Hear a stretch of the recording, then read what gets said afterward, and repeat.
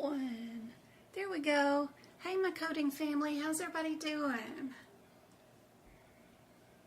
Happy Saturday. Hope y'all are having a great Saturday. What'd I do with my drink? There we go.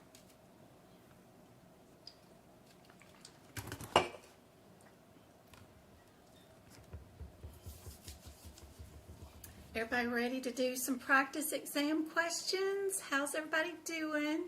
Good to see everybody. Let me know when you are expecting to take your certification exam, or if you're in a course, what's going on in your life?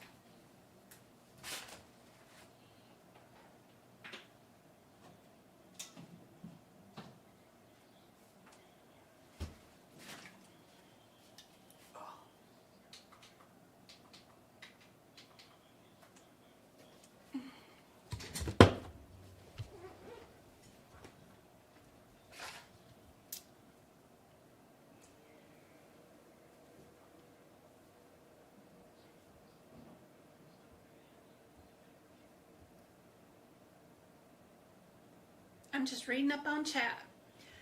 Dora wants to take hers on March 15th. Awesome.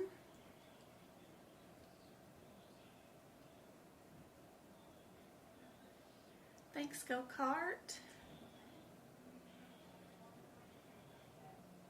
Happy Saturday. I had to set back graduating in 2022. I plan to take it this year. Awesome, Lou. Hope I can help you out. I plan on taking mine coming up in August. You're in the course now. Awesome. Elizabeth, if you need help with the course, let me know. Check on TikTok. How's everybody doing over here on TikTok? Laura W., thank you so much for the gifts. Thank you for the heart me.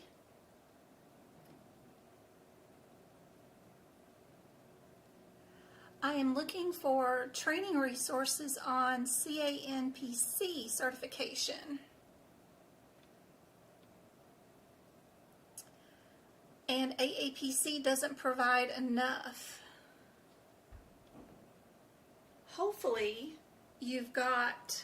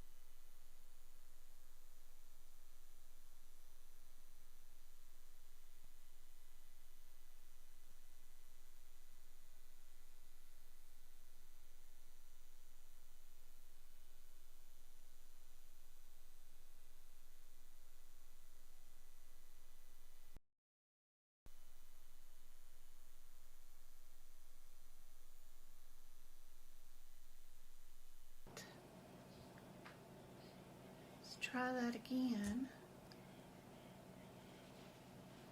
And properties. Yep. Should be working.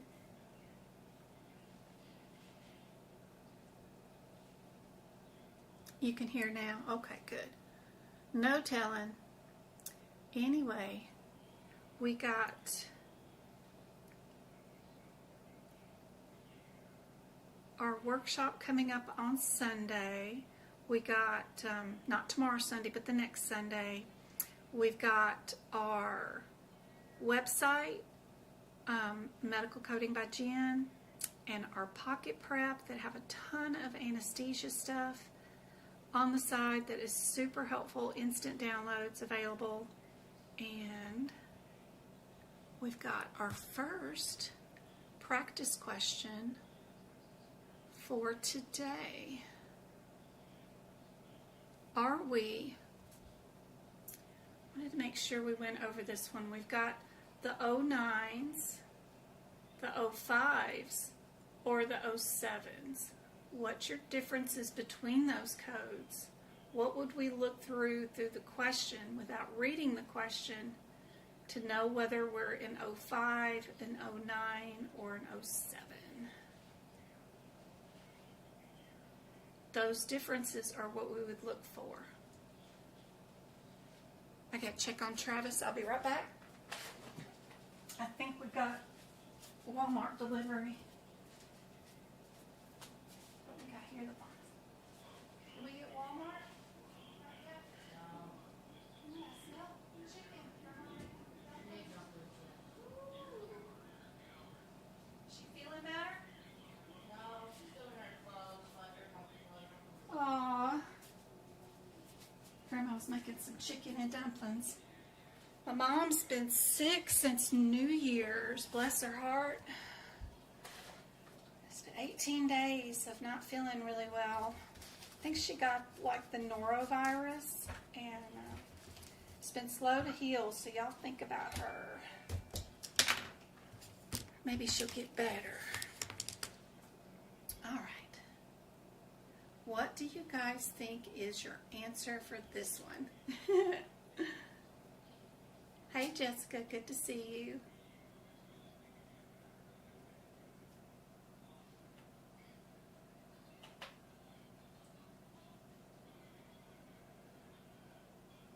The HitPix notes for whatever year I've got posted up are still good. There isn't a lot of changes in our HitPix. We only have 3 exam questions on the exam for HitPix, so it's not a major area, but I do have the notes available, and what I've got available is still consistent year after year. I'm not hearing anything new on those. They still want to know, like, you know, A2046. Do you know the difference between advanced life support and basic life support? You know, those kind of codes. And I've got the notes all available. Do you know what the C stands for, what the specific word is in HitPix? You know, those kinds of things. So the notes are still good.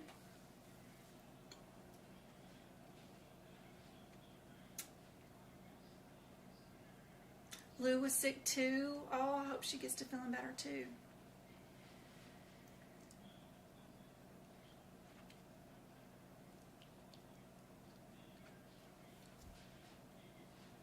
Hey Preet, good to see you.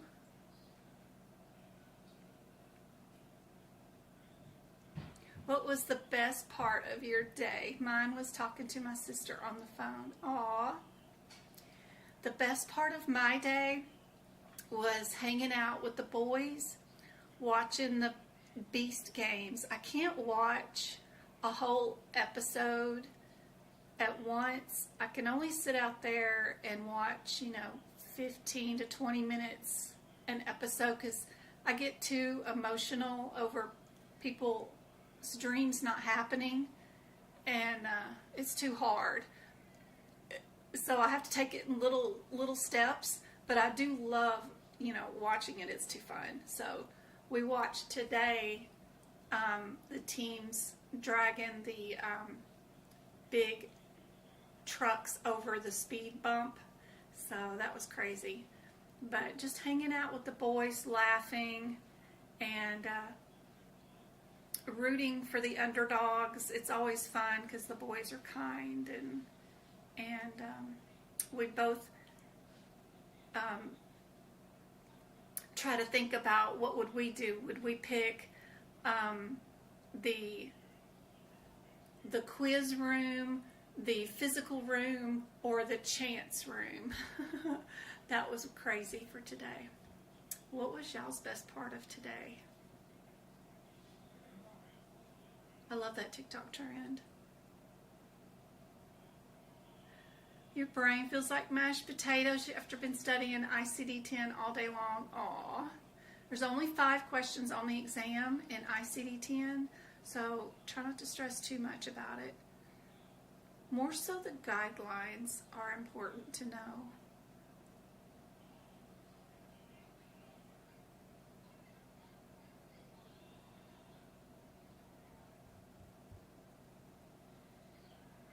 Someone told me on my phone that book has the most changes. The HitPix, it does, because that book changes quarterly, but the questions that have been consistent on the certification exam have not changed as far as what they like to pick on in the HitPix book to quiz you on, like the modifiers for ambulances, the differences between the HitPix codes in the ambulance rides, the colonoscopy versus a sigmoid in the HitPix code. They love those. Or the codes with the no increased risk versus yes increased risk for those colonoscopies. There's 2 separate codes. One's for increased risk, one's for not increased risk. Do you know that if the patient has a personal history of having a polyp, that's the way that they get increased risk, not if a family member has a history of a polyp. So knowing that one particular kind of guideline still is what they like to ask about. And then they usually ask about a drug or a casting splint of some sort. Do you know the difference between fiberglass and plaster? Or do you know that the name of the drug for a chemotherapy drug is listed as one thing, but the AKA names, do you know where to look for those at and pick out the right chemo drug? So they're consistent, at least with what they test you on, so I've got notes for that. Everybody thinking D on this one? D? D, D, D? So what did we do? What body part are we working on? A frozen section of the lung. How hard is it to get to a lung, right?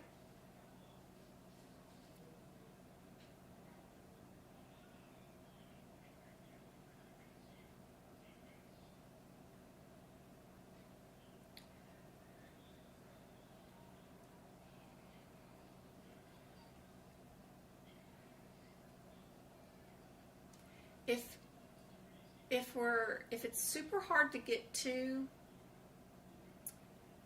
and has a tumor or cancer diagnosis, we're usually in the 09s.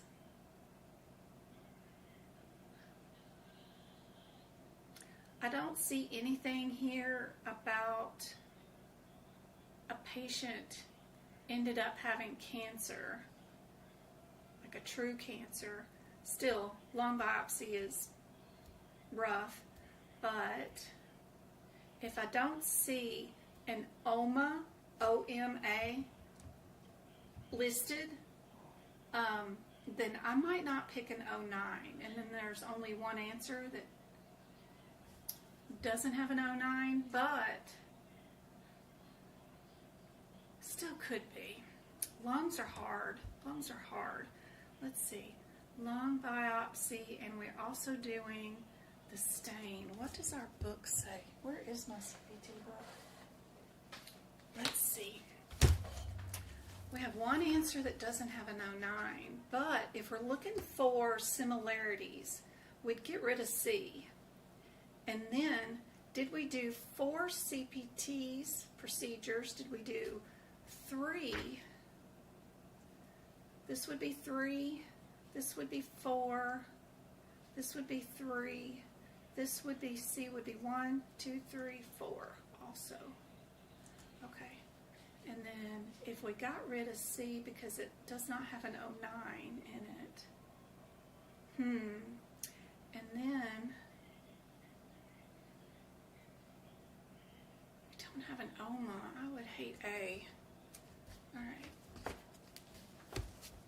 What did we do? Where is a lobe of the lung? Where is a lymph node? Where are those coded? If we look at our body parts inside of our 88, 309, is that our lung wedge biopsy? Yeah. What kind of biopsy did we do? I don't know if it was wedge or not, but we did a removal of the lobe, the whole lobe. What about our lymph nodes?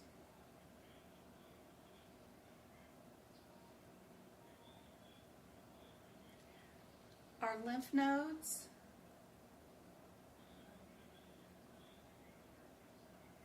were biopsies. They were not resections. If it was a resection of a lymph node, and we cut out a whole section, we would be doing 09, but because it was just a biopsy, yeah, that goes back down to 05. 07 is a resection of a node.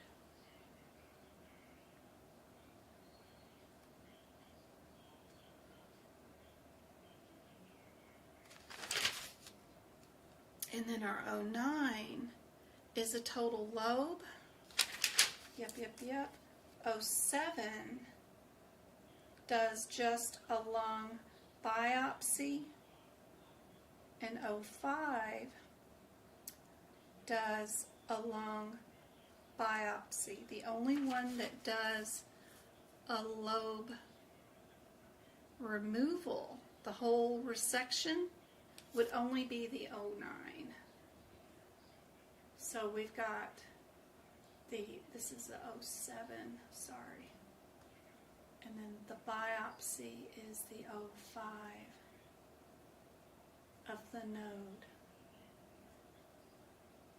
So resection of a node is an 07, a biopsy of a node is an 05, and then the resection of an entire lobe is an 09. So that gets us to B as in boy.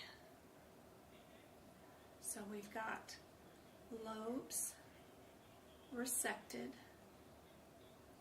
biopsy node, and 07 would be a resection of a lobe.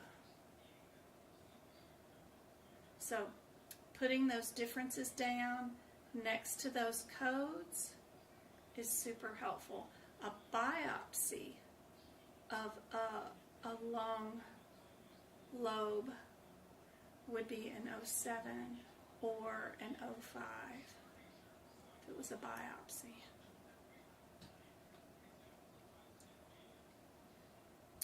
That way you've got them for the next time you see this exam question. Okay, we've got 2 of them right here that start off with an 0074. Is that where we're at? Or are we 4550? I think I did this one in our last live. Can't remember. Or this one's on my YouTube channel page. Yeah, probably.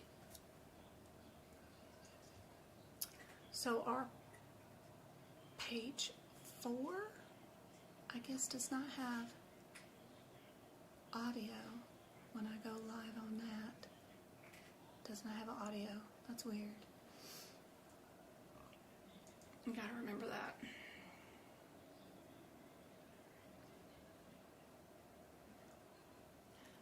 Alright, what do you guys think is the answer for this one? Hey JP, good to see you. Happy Saturday. This will probably be the last TikTok. I don't know. What are we doing? I hope we're staying with our TikTok. It's how all this started. But if not, we are on all the other socials.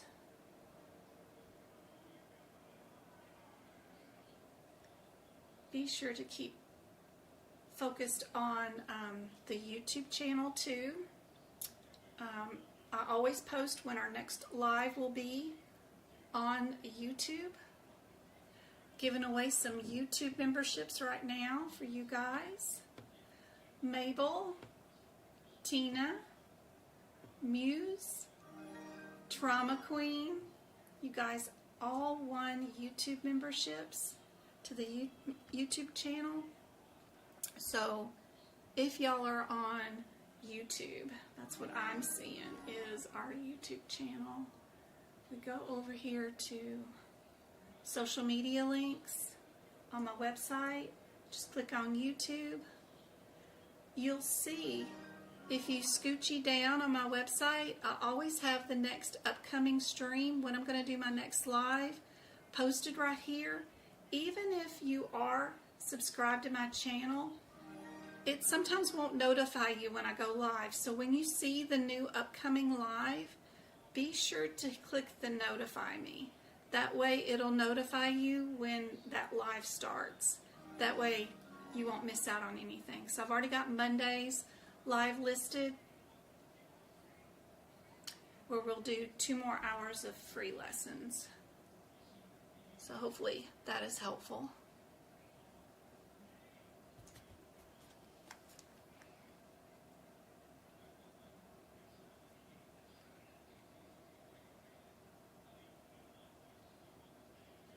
I wish someone told me that.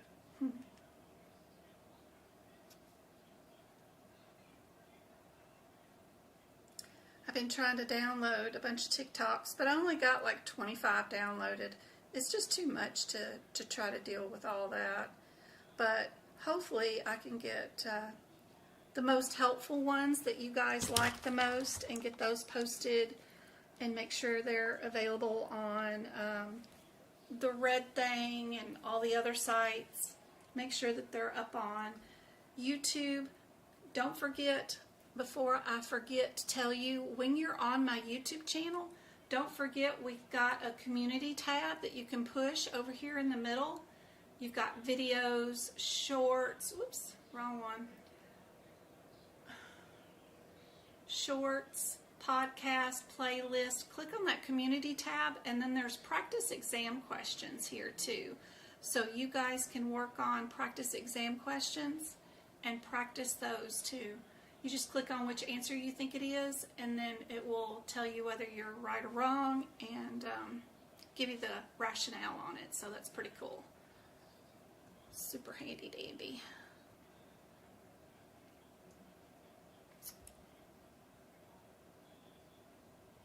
Get back over here on our questions. What did you guys think is the answer to this practice question? We got B's. Yeah, I think I did this one the last live. B is the answer. We had to individually do those, and it was not a bundled group one.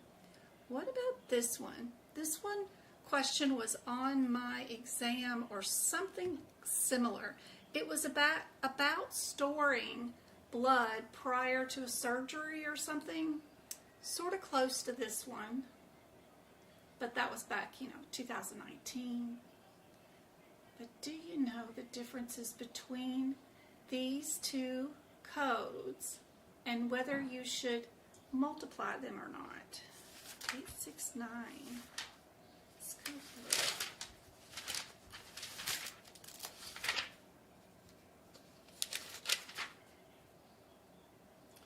86927 and 31.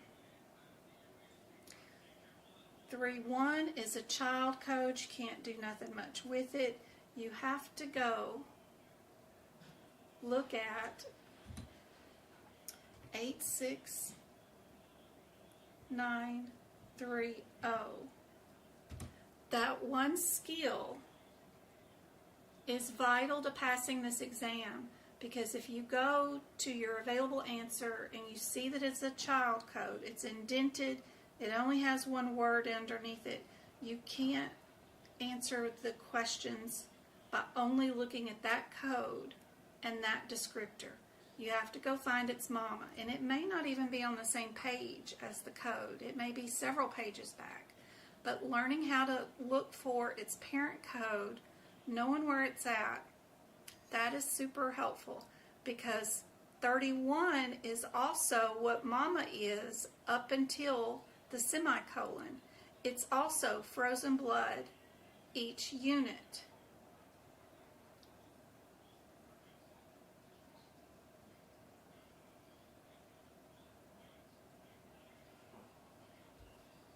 So we are frozen.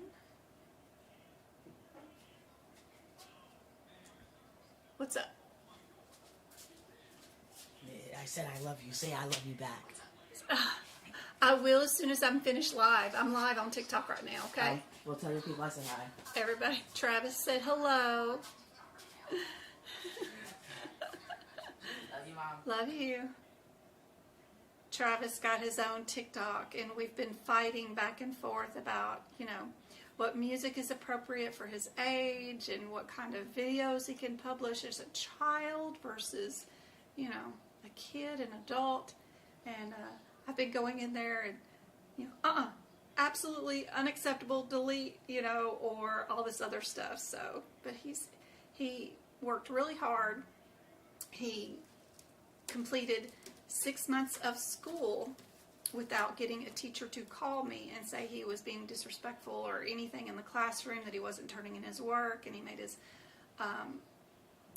honor roll, and he did his after-school curricular activities, the cheer squad.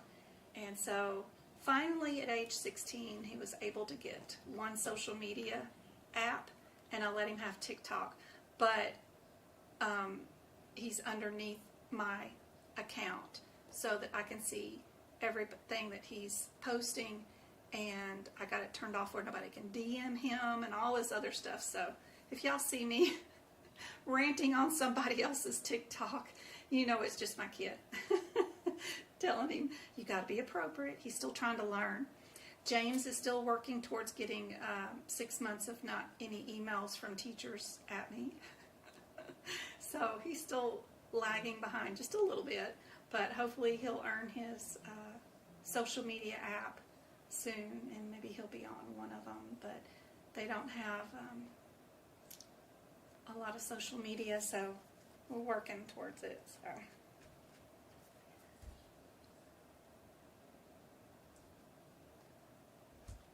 he's always pushing the boundaries. You know how kids are. What do you guys think the answer is? Yeah, it is a very scary place. The internet is so crazy, and it's permanent. It's forever. Whatever you post on there, somebody's going to download and have forever. Even if you delete it, it's there somewhere. So it's hard.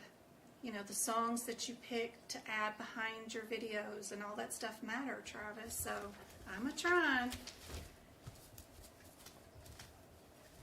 He got Glenda's bubble wand this weekend, and he's so excited. He's been making a ton of videos with the bubble wand. The Wicked movie, I don't know if that makes any sense, but Glenda's bubble wand. I was disappointed that it doesn't blow bubbles. I'm like, why would they call it a bubble wand if it doesn't blow bubbles? Apparently, that's the only magic trick her wand does, is make a bubble that she can fly around in. I'm like, oh, no wonder she wanted the shoes, if that's the only trick that one wand does. But he's having fun making TikToks on the bubble wand. Everybody going B? Times 4. You see how that CPT code has the word each in it? That's how you know that that code can be multiplied. You don't need to add it to something else. There is a pattern in CPT that usually in Lab and Path, if you're going to repeat a Lab and Path code, you do the code once, then you code the code again, and then the second time that you code it, you add that 91 modifier. That's the normal pattern for Lab and Path multiple attempts. This question would probably be better served if they did it maybe like, maybe we could make it tougher by adding that example to some of these. And then we could do times 3, something like that, to make it more difficult to see if this one could be harder.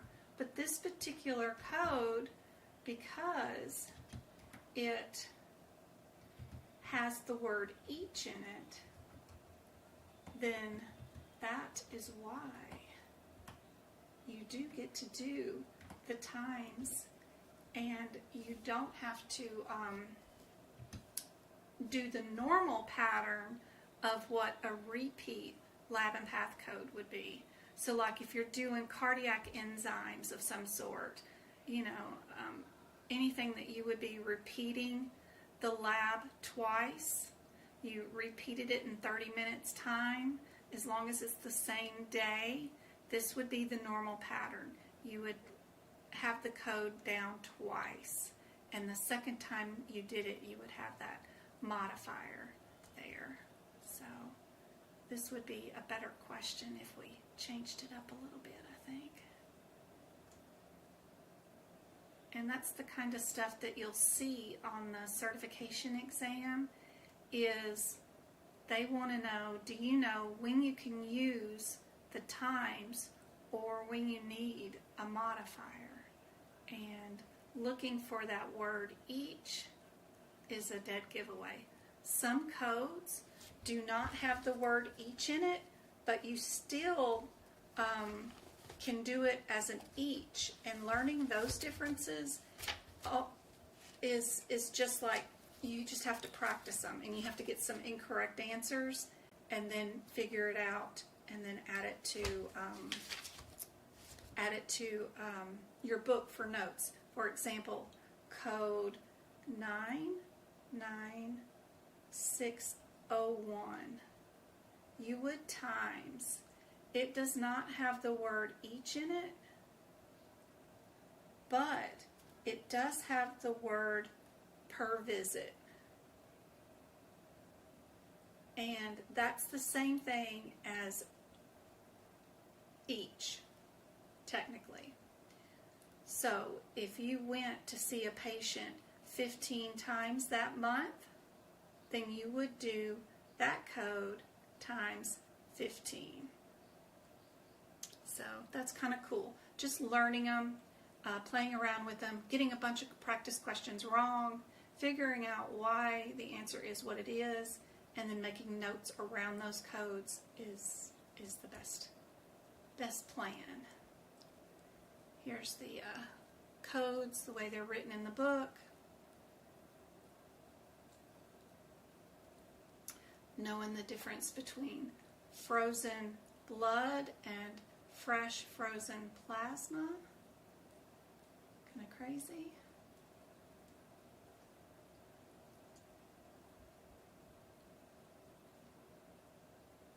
And knowing where your guidelines out. What about the previous question answer? Which one? This one? You still got issues with this one? So if we look at our 0074, 0074, 80074, okay? It has inside of it a uric acid, which is not in our, it's not in our 0074.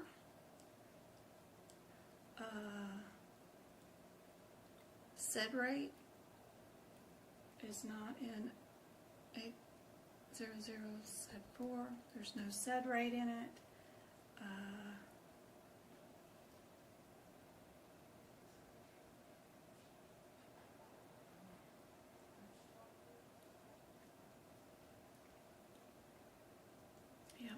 Nope. None of those are in our 0074. What we have in our 0074 is a calcium ionized. They even asked for a calcium total, which is the 82310. 823, that's that code, which is that code, which is that code. Look at Travis. Oh my gosh, you guys on TikTok are getting a treat. Look at that baby holding that cheerleader up. Good job. That's cool. Y'all are going to competition on the 31st. We get to go to Goodyear, Arizona, and he is going to be competing. So you know that calcium total is not inside this one because the calcium that's in there is ionized, so you can't use that. You can't use that, just even with the one word calcium total. The code that is calcium total is that one, and then they didn't order calcium ionized, so if it's not there you can't order it, so you got to get rid of D. So then it has to be a difference between these two answers. So it's just a difference between your 51 and 52, or you can look at your 30 and 31. Whatever you wanted to look at.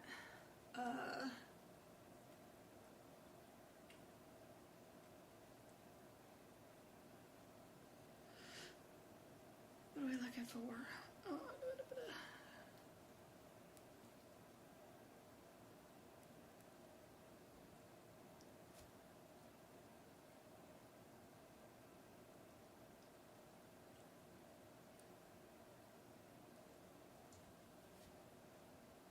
OB and delivery. I have some of these in it.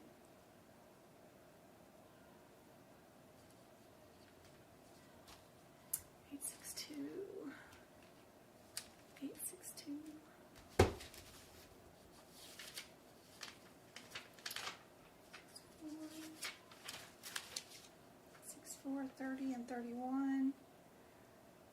RH factor. Are we doing qualitative or quantitative? And our RH factor. RH factor. Qualitative. Which is our 30. QUAL. UAL. Qual. Matches 30. That's how B is the answer. And then we did this one, and I wanted y'all to know that per visit or the word each lets you know that you can times those codes, and that'll help you with those. B was our answer there. And let's do some E&M questions. We're only going to deal with the problem list. So if you're on TikTok and the view isn't good, we're going through my cell phone to another computer screen, but if this view isn't good enough, I am streaming live on YouTube, which is free also, but we're only dealing with the part of the E&M for just the problem list. And what you would normally be looking at, let me turn that on, is, where's the camera? Camera. I had too many options on this thing. Video camera. Yeah. Look at that big old screen. Alright, let me get rid of that. Still got audio. Okay. So, if you are doing E&M and we're doing problem list, then that means you are up here thinking about your problem list, the number and complexity of the problems that are addressed during the encounter. You're worried about your headers here, your problems that are addressed. You're also looking about whether your problem is minimal, self-limited, stable, acute. All these definitions, whether you're undiagnosed, acute illness, acute chronic illness, all these definitions for all these pages come into effect for just your problem list. What I've done is I gave orange my problem list color, my data is blue, and then green is for just my risk. So that going up and down these charts, I can keep straight about what I'm doing. Problem list, data, or risk going down. So if by chance your problem list is an acute complicated injury, then you know you're underneath moderate. If your problem is just a self-limited minor problem, I put some examples like sunburn, ringworm, and insect bite, then you know you're straightforward. But we're only dealing with the problem list. So keeping everything from this red header all the way down to that red header in mind and using this chart, that's what we're going to do with this exam question.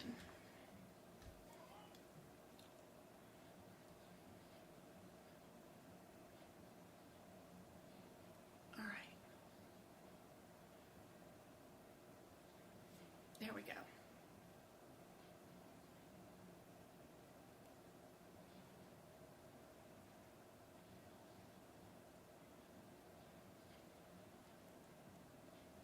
Thank you guys for the 4,000 taps on TikTok. Who is that?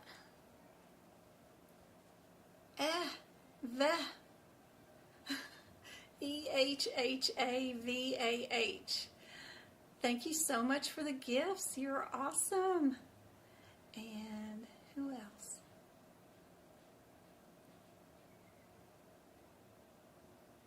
Thanks for the shares. Thank you for the taps. Hey, Go-Kart, thanks for the taps. What does everybody think? Hey, Elizabeth.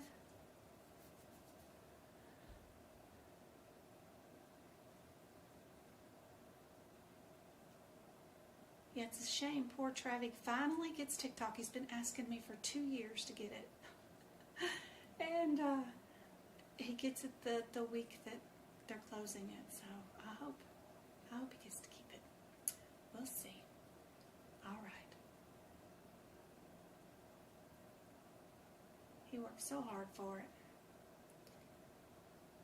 We've got a lot of lows,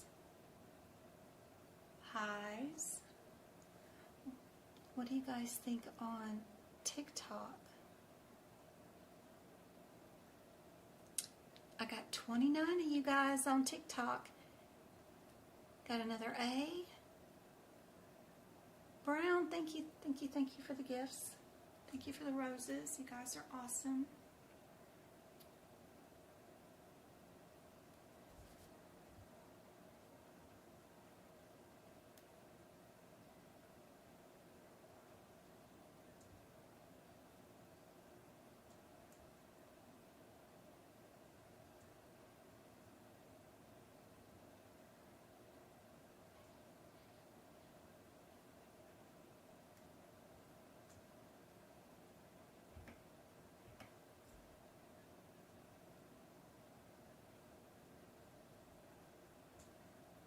So we have a pediatric with a high fever and they're lethargic.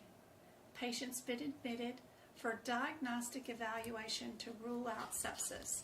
So how you use your chart here. Where's my, turn that off. And where's my video again?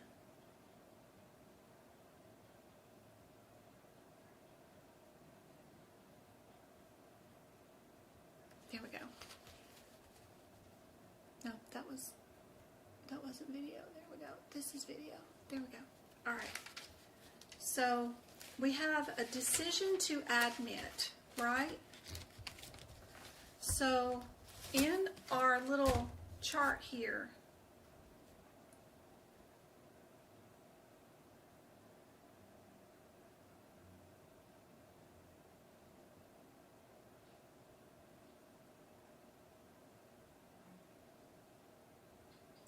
where would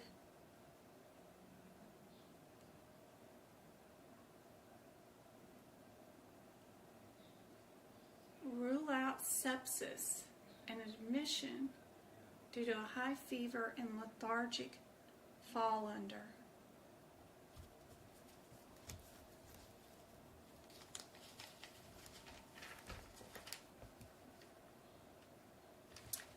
If you look at low, we've got requiring hospital inpatient observation level of care underneath low.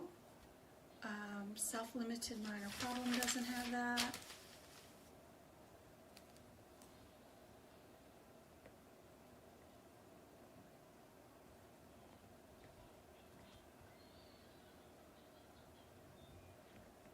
We do have underneath high one acute illness that poses a threat to life or body function.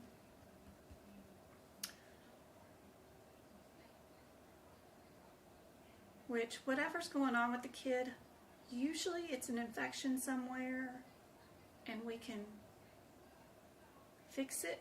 If it's viral, we can admit and treat the symptoms till it subsides. Even a low is a decision to admit.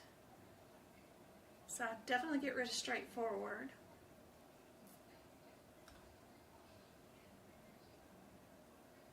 If we don't admit and take care of the kid, it has high fever and has stopped functioning as a baby, they're just lethargic and not aware of their surroundings and interacting with their surroundings, is that life-threatening? Is a decision that needs to be made.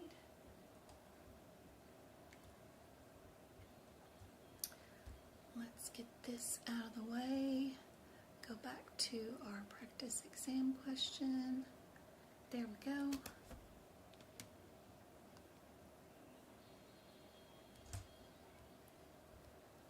Yes, indeed, we were high. A was the answer. And you can add those notes to the high problem list area where I had ESRD with transplant. You can also add in a rule out sepsis 1-year-old.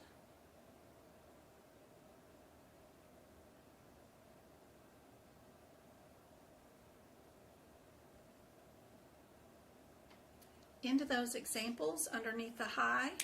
That way you've got it the next time you see it. Let's try this one. We're also doing problem list with this one.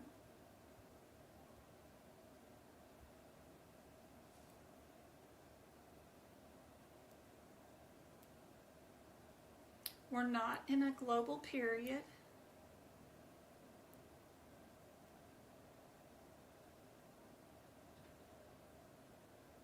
We are doing a follow-up evaluation. We told them there's no longer any need for a brace, and they are to continue with physical therapy. So what is our problem list? What would this fall under? Are we chronic, acute? Are we illnesses, injuries? Are we self-limited minor problems? Knowing the definitions between problems, illnesses, injuries,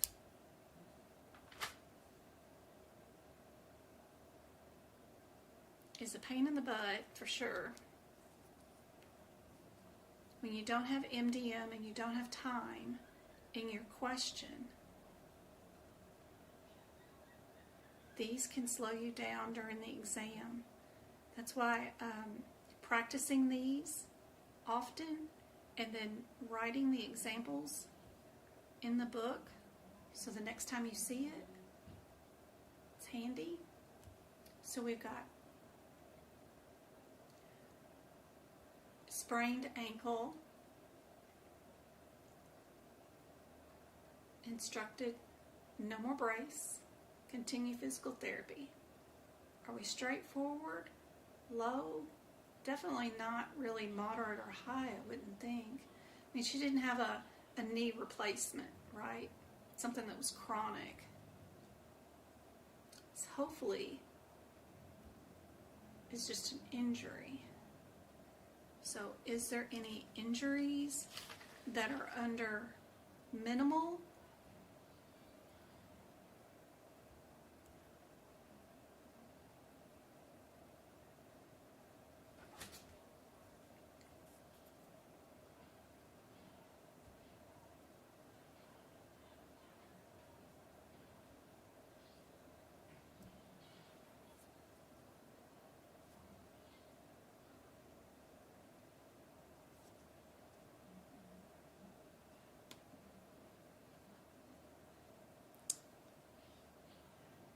Good job, Becca.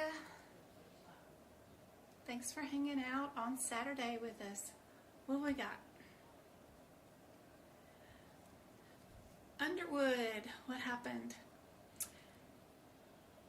She took her CPC exam today, first attempt, and she passed with a 95.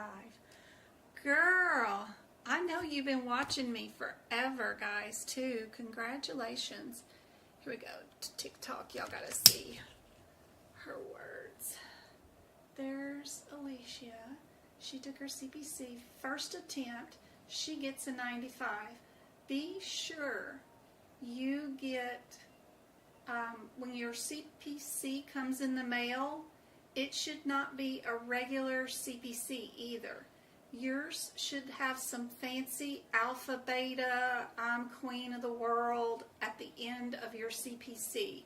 Because you took your CPC and you made a 95 on it, anything 90 and above, the first attempt, you get part of this elusive group of people that get some sort of like, it looks like college sorority fancy stuff at the end of your CPC.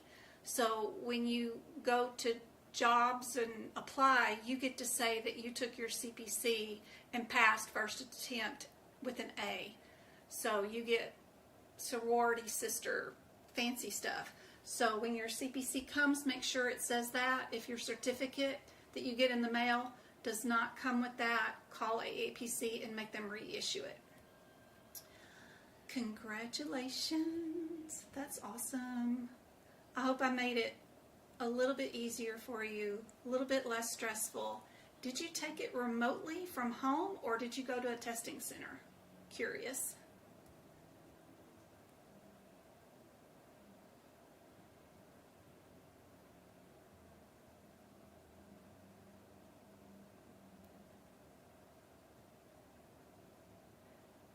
She said, know the sections of your book, know the process of elimination. That was her strategy.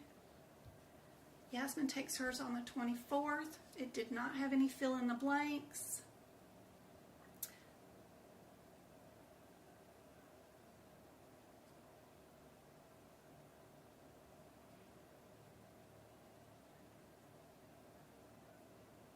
Thank you so much. I didn't know that. I couldn't have done it without you. You're the best. Aww. She did it with a live proctor remote from home. Awesome. How is the new proctors company? Just remember, when you do take it remote from home, don't worry about how long it takes to even get the exam started. Let them take as much time as they want, setting up your computer, looking inside your cabinet drawers. I've even had them make me change light bulbs in my room. Don't stress. Just hang out. Take all the time in the world. Remember, your exam timer does not start until you see your first question, so don't worry about all that. It was fine. He spoke to me at the beginning and at the end, and the chat is there if you need any help. Perfect. Excellent. That's what I find most of the time, is that it's a friendly exchange and it's great. And no worries. I watched your videos on how to set up the room, the camera, and that helps so much. That's great. That's perfect. Yes. I have it in person. Remote did not work due to my computer. Yeah. A lot of people like the going to use somebody else's computer. Then you don't have the online proctor to deal with. Yeah. No worries. But, you know, I take mine at home all the time. Congratulations. I'm so excited for you. You got to send me a picture of your fancy CPC certification too when you get done. I'd love to see your alumni status, whatever that fancy thing is. So that is awesome. Be sure to go to the AAPC website, change the way that you get your CPC magazine, uncheck the box that automatically sends it to you electronically. If you uncheck that box inside your AAPC account, you'll get a mailed copy of the magazine, and then in a couple of months when they do publish your name, you'll have an actual physical copy of the monthly magazine with your name in it, which is kind of cool, you know. Yeah, that is an awesome flex. She missed 5 questions on the freaking exam out of 100. That's really cool. Yes, check out the job tips on my website, and also inside the Discord study group, I've got a new list of companies that are hiring. It's great. Plus, there's a whole list of other kinds of jobs to look for that don't specifically say CPC, but that you qualify for, that are great jobs to get into, because I love doing them. So, you know, you don't have to do CPC, but you can do stuff around medical coding, which is great. Like HEDIS auditing, love it.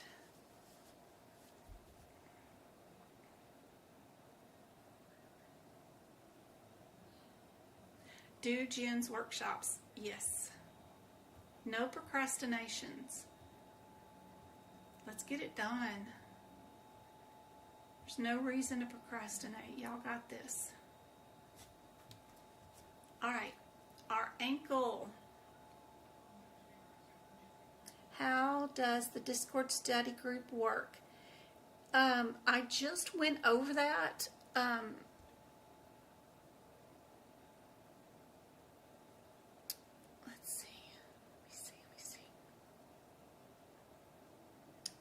So if you're on my website at medicalcodingbyjen.com and you go to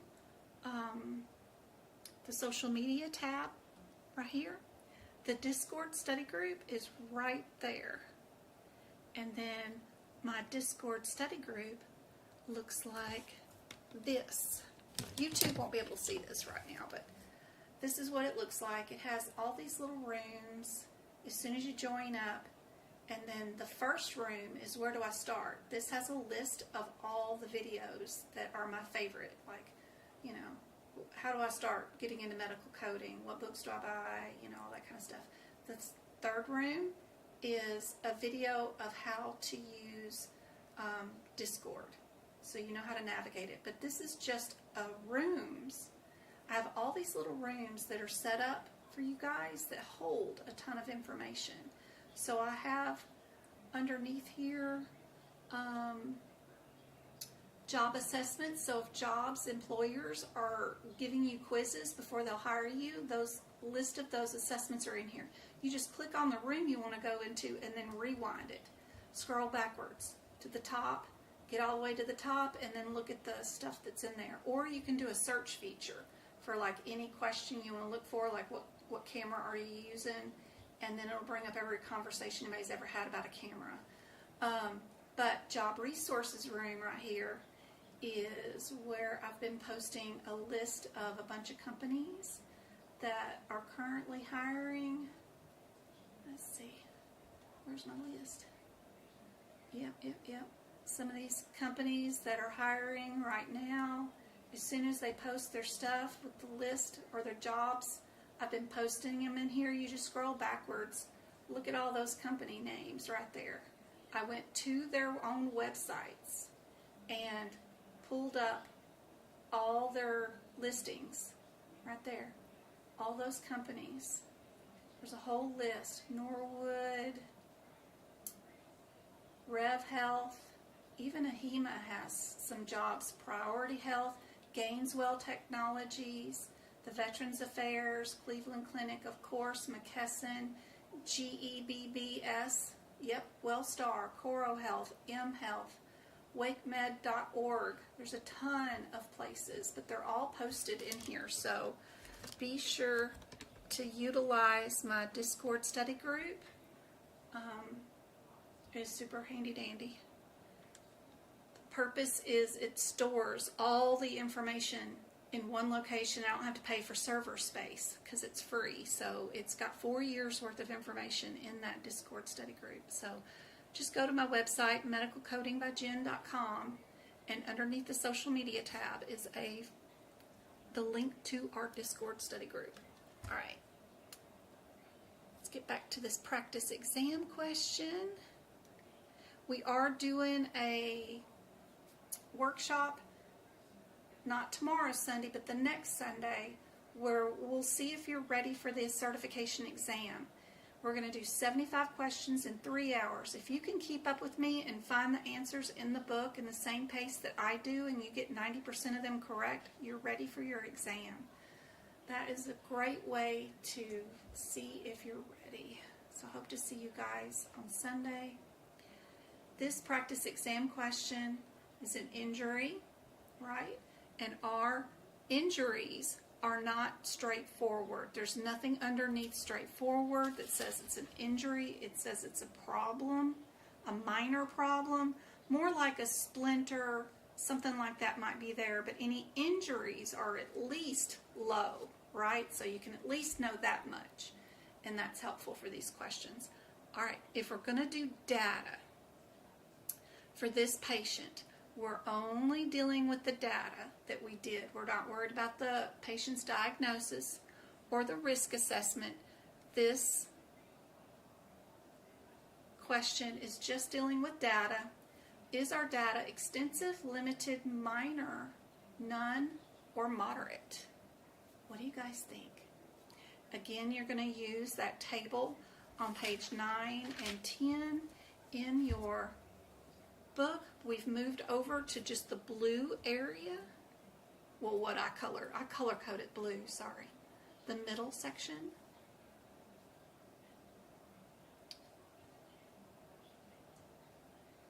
Ooh, that is so cool. I know Alicia's been watching me for a long time.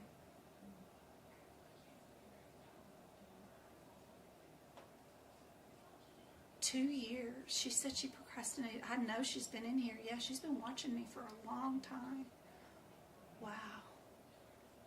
2 years. I'm so proud of you. Good job. I'm too much of an Aries. I leap. I couldn't procrastinate that long. I do put things off, but I have to leap. I'm so proud. But I, of course, did not score a 95 when I took it. Lord knows.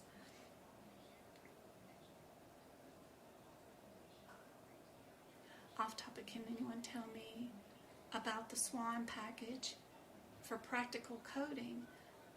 Does the practice cases together, or will the cases be uploaded?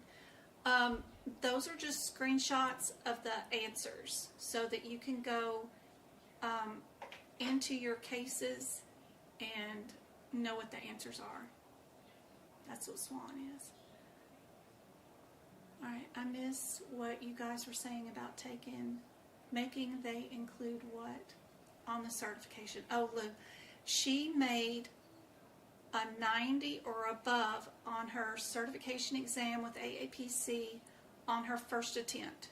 And because she made a higher than a 90 score, she gets to be part of an exclusive alumni with AAPC, and her certificate comes with an added fancy name at the end of it, kind of like a sorority, but it's for boys and girls. It's just about the grade. So I don't know if sorority is the right word, because what do boys have at college? Don't they have sororities? I don't know. But anyway, it's a fancy name like a sorority that you get.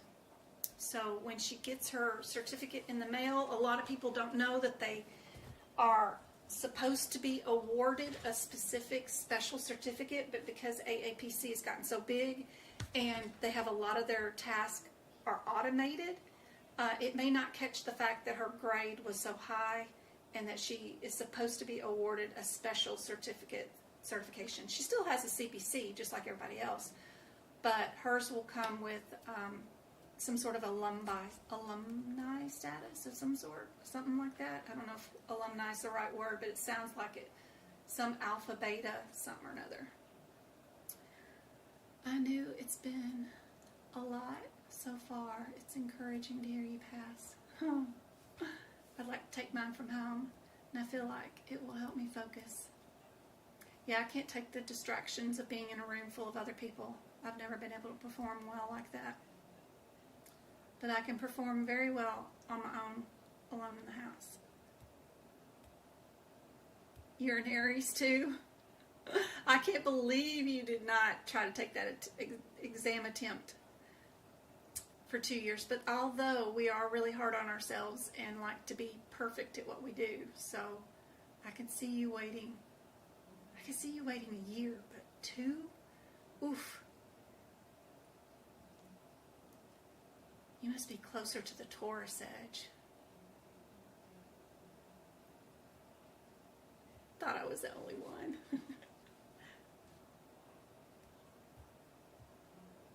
Be sure to read the requirements on the website. Yep, a lot of little things to know. Yep, absolutely. August, awesome. If I can do it, you can do it too. That's right. Absolutely. So proud. All right. What did our doctor use as data for this patient?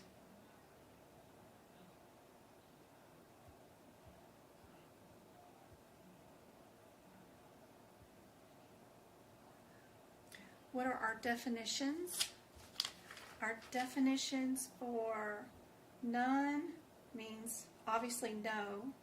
Limited means we ordered one test or any combination of 2 of the following, each unique test like labs, x-rays, EKGs. Also, if we had an independent historian, mom or another doctor or something or another, we do have the physician-reviewed records from urgent care visit. So we do have independent historian, basically, right? The doctor did order a test.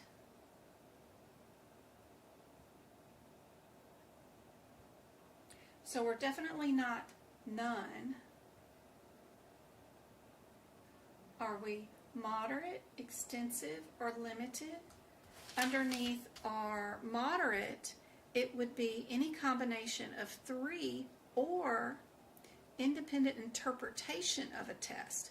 If our doctor took those urgent care records and then interpreted them, like if it was an MRI scan and the doctor read the scan and gave their own opinion on the result, something like that. Or if we had 3 EKGs, labs, CPCs with the independent interpretation of test, or a discussion of management about the test, like if they called another physician, asked their opinions.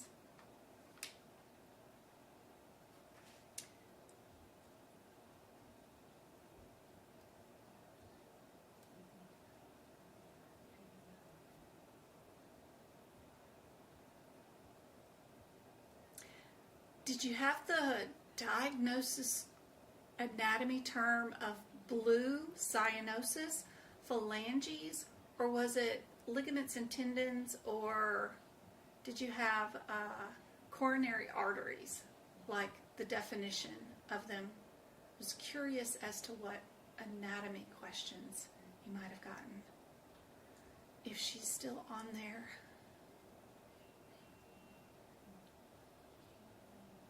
She thinks she had the cyanosis. The blue, that's cool.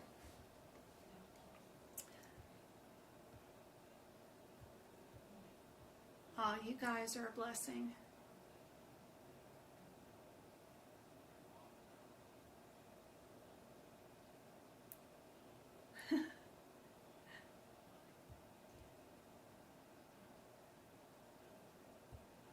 You guys make me a better person that explains stuff, like, because if you don't understand, you just got to speak up and ask me again, and then I'll try to come up with a different way of explaining it. So speak up if you don't understand a question or why the answer is what it is.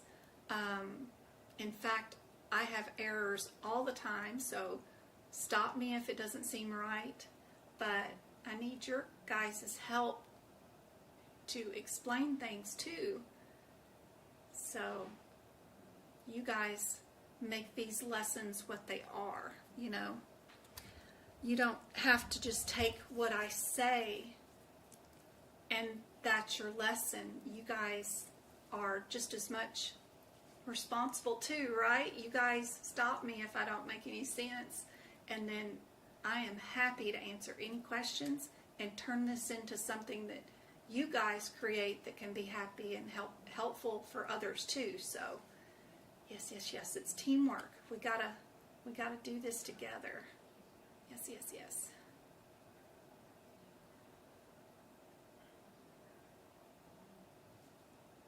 So the answer to this one,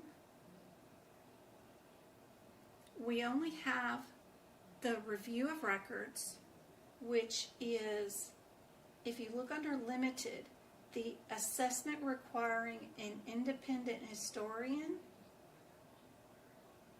which is just looking at old test records, old medical records. But we're not, if you look under moderate, under data, independently interpretation of tests, that we're not interpreting a test performed by another physician. The category 2 thing states different stuff underneath the category 2. If we're just reviewing old records, we're definitely under limited for that. This isn't an interpretation of the urgent care notes. So we're not going to be moderate for that. And then we only ordered 1 test. And we would have had to have ordered 3 tests to be moderate. Ordering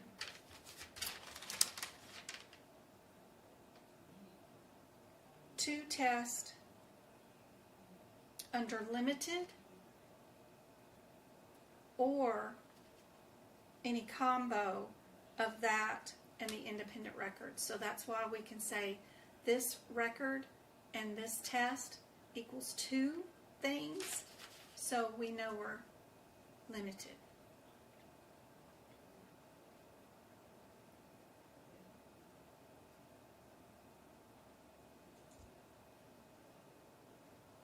Now it's time for her to get a second certificate. Get 2. I think everybody should get 2, especially if you're going to be putting yourself in the market to get hired with no prior experience, for sure. 2 certificates are great. You don't need another course or anything with it, but you've already done CPC. That's hard enough. You can get a CFPC, so for family practice coding, you could get that certificate. Wait for them to give you like some of those where if you buy the course for $99, you get a free exam attempt or something like that. Wait for them to give out some fancy, cheaper testing things, and then just try. There's even some beta testers that if you do pass, you get the certificate, but they do have a beta test going on right now for a brand new certification on AAPC's website. So if you already hold a certificate with them, and keep an eye out on their website, when they ask for beta testers, you can actually sit for other certification exams completely free and just take the test and give them your opinion on the test and how it went. If you do pass, you get the certificate too, so that's always kind of cool. They have one going on now. I forgot what it's on, but you know, never hurts to play around. But I like it when they give away the test exam attempt free if you buy the course for like $99. So I like those days when they do that. I think there was a CEMC that they did that with last year. And that's just on E&M coding. So for $99, they gave me the free course, which included a bunch of practice exam questions, because you know how the course has a bunch of exam questions in it. And then I got 1 exam attempt for free. I took that too to see what the exam was about. So be sure to look out for those. She bought a study guide from AAPC just to get started with. Perfect, excellent, excellent, excellent, excellent. That is fantastic. Great, Underwood. Awesome. Off topic. What is the cause and intent? Next question. We're still doing data. What do you guys think is the data for this question? Everybody okay on TikTok? Thank you guys for the almost 5,000 taps. We still got 15 of you guys on. I will have this live posted onto YouTube. Wait, I don't see where it says how many tests. I wonder. Oh, sorry, Becca. Let me show you.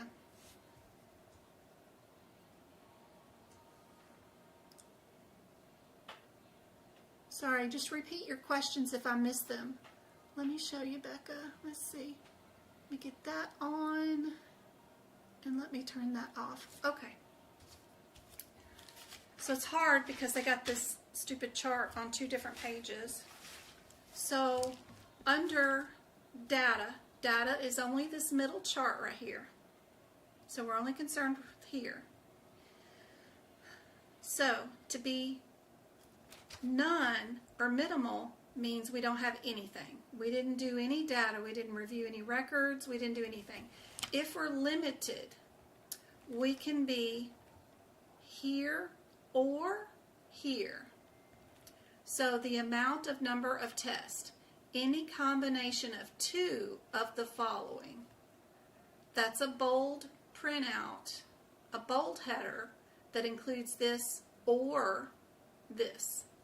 So if we have 2 unique tests, which is a lab, x-ray, EKG, whatever, and a review of results of each unique test, or records, order of each unique test, And then right here, under assessment requiring an independent historian, which is test or management or interpretation of the patient's medical records. This one, for this one, is more of a records, reviewing outside records, is what this parentheses means.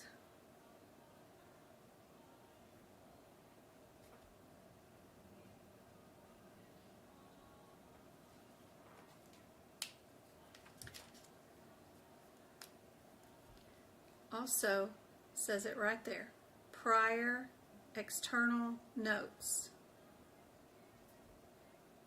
right here. So if you have on that one particular patient the prior external notes, and then we have one lab test for that flu, that's 2 records, right? 2 things. Over here in our moderate, it says that you need 3 of the following. So we would have to have prior external notes plus 2 more unique tests being ordered. They only ordered 1. This interpretation of test is written different. There's no parentheses, and it's written differently because this one is the physician taking that record like an MRI and giving their own interpretation of the results, right? S and I.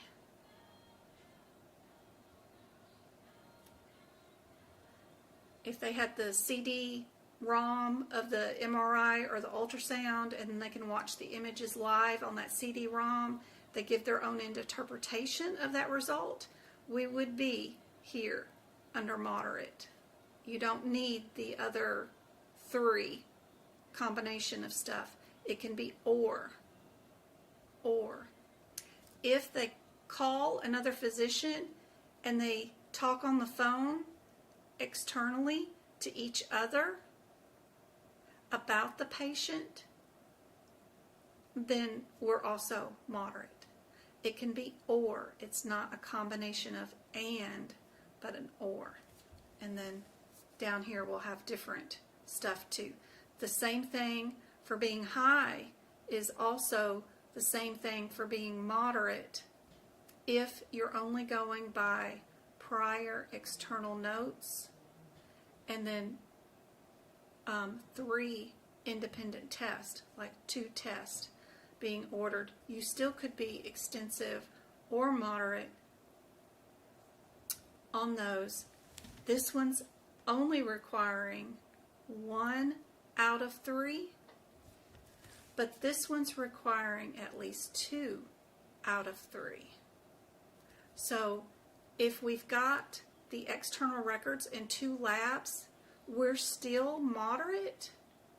You need to either have an independent interpretation and or a call to another physician with a conversation about the patient's care. So this one needs to be 2 out of the 3, where this one only needs to be 1 out of the 3. And that's how you tell how much where you're at. So hopefully that made a difference. Becca? I don't know why it says I'm sharing the live, because I'm not. I'm over here talking. So hopefully that helps. Yeah. Okay. But let me know if it's still unclear. It takes practice.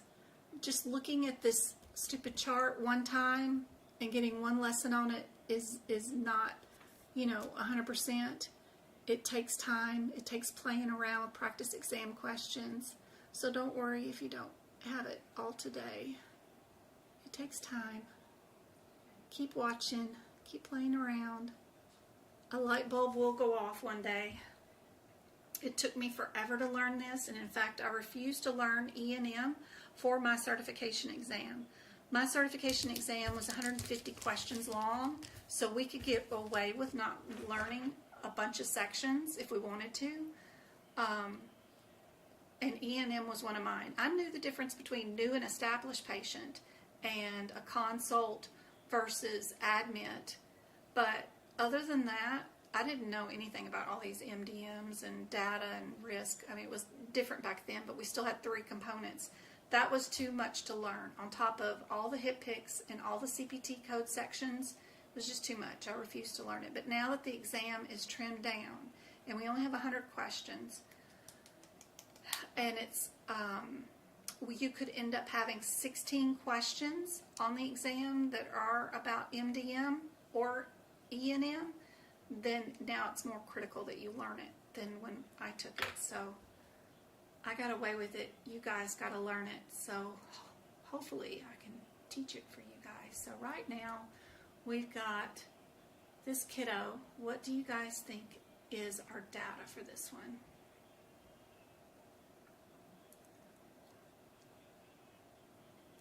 I'm talking about ICD-10. What's the difference between cause and intent?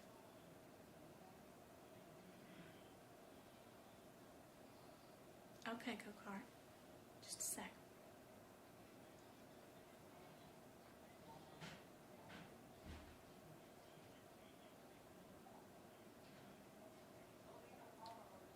B. Everybody's thinking B. 14 of you on TikTok. What do you guys think the data is? Are we limited, minimal, moderate, extensive? What we got going on?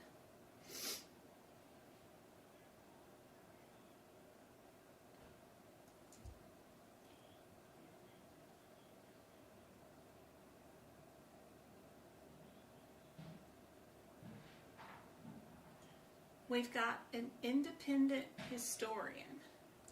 So we're not none, but we only have one thing. We didn't order anything else. So, same thing, we are limited. Moms can be historians. Wives can be historians, that kind of stuff. All right, we're doing nothing but risk. So our third column over, our risk for what is done or ordered for this patient. Are we going to be straightforward, low, moderate, or high? Our differences in the risk, minimal would mean like a diagnostic testing or treatment. We could do like resting, gargle, elastic bandages, those kinds of things would be minimal to none. Low would be more diagnostic testing. Moderate is like prescriptions. High is going to be like even worse medications that you can't give alone, that they need somebody standing by and monitoring them, like IV drugs, that kind of stuff. So those are our differences in our risk. What did we do for our patient? We admitted them. What's the risk to the physician and the patient's outcome? Because we did this. You know, there's an increased risk of just getting even sicker going into the hospital because of germs or, you know, equipment not being cleaned properly, that kind of thing. The outpatient center that I had my gallbladder removed, right after I had my gallbladder removed, they had a news story in the local paper about how CLIA came in and took away their license because they were washing equipment in the dishwasher instead of using an autoclave. Autoclave, you have to keep records and you put the spore count thing, you got to send it out to LabCorp, you got to run the test every single time you do a CLIA, an autoclave treatment on an instrument. So then that means you got to pay to have a lab test done on every piece of equipment every time you clean it. So there's a cost there to that. So I could see putting it in the dishwasher and the sanitation cycle and just running it. Might be somebody's idea of cleaning stuff, but yeah. I never had any issue. I was up the next day going to an event in Hollywood right after my gallbladder. So it didn't matter. I was fine.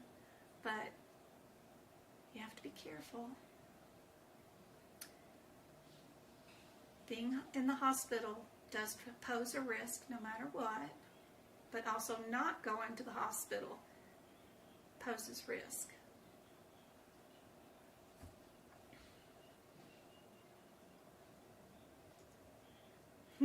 Dishwasher. I know. He used to work in the OR for sterile processes. Yeah, I used to be in charge of sterile processes for my 4 medical groups that I cleaned for. So, or not cleaned for, but ran. So I ran 2 urgent cares and 2 family practice clinics. It's just their manager, Did all the hiring, firing, ordering supplies.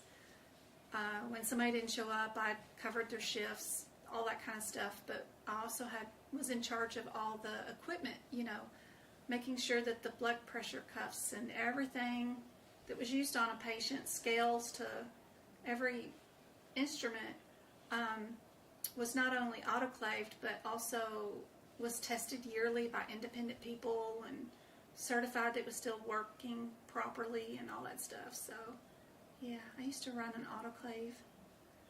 Yep, and train people on it and stuff. So, yeah. I've gone in, or when my kids get vaccines or stuff, I'll ask for their vaccine log. Where do you have it? And check to see that they are checking the temperature of the refrigerator twice a day, and they have it documented. But I never thought to ask my outpatient surgery center, where's your autoclave log? On myself. But I don't know. It's probably just one of those things. When you're a parent, you ask questions, but when it's yourself, you don't ask questions. So I didn't even think about that. I figured, but it's a good thing. Cleo was in there and found them. This one is high.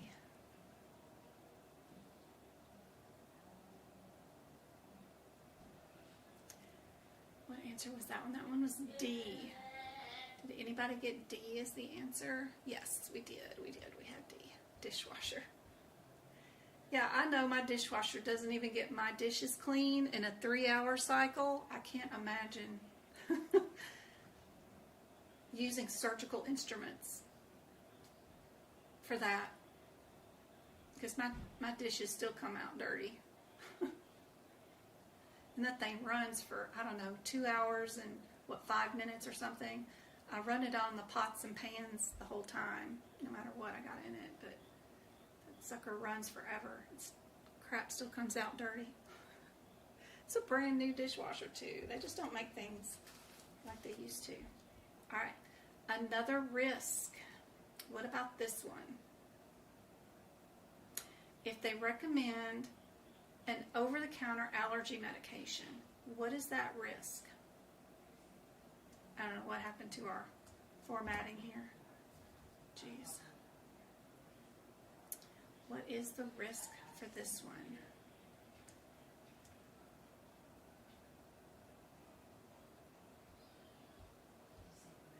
Everybody's saying low.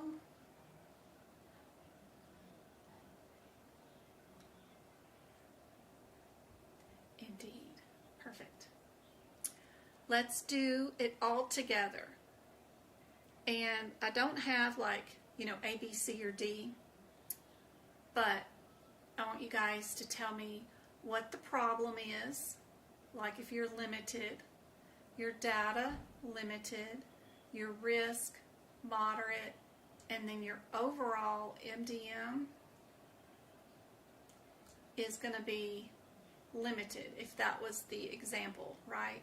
Because you got to have 2 match to build your overall LDL or MDM. So let me know for this example 4 answers equals MDM total. Okay. So,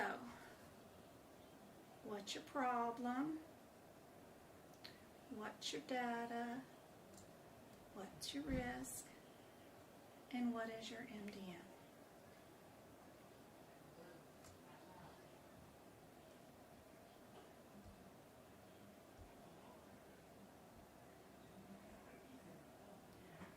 We've got patient admitted, we've got bronchitis, dehydration, reevaluation, hypoxic, called in a specialist, and we transferred them to a higher level of care to inpatient status, which is in one of the elements of MDM. If you elevate their care from one status to another status, that does increase one of the elements. FYI.